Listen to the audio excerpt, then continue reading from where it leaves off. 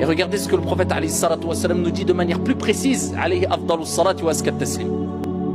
Il dit celui qui fait de la vie d'ici-bas son principal objectif, eh bien Dieu mettra la pauvreté devant lui.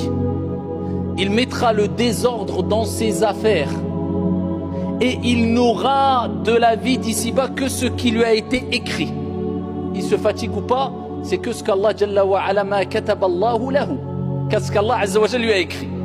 Et il dit, le prophète dans le même hadith, quant à celui qui met l'au-delà, la vie future, devant lui comme principale intention et objectif, eh bien Allah subhanahu wa ta'ala mettra de l'ordre dans toutes ses affaires. Voilà, t'as mis comme priorité l'au-delà, Allah il s'occupe de toutes tes affaires de dunya.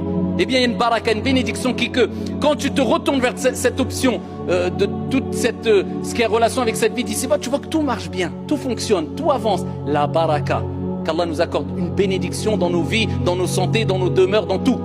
Amin ya Rab.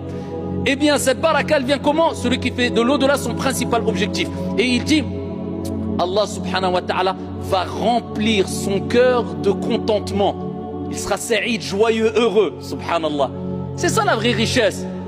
La vraie richesse, c'est rina al-qalb, c'est la richesse du cœur. Il est mutma'in, il est apaisé.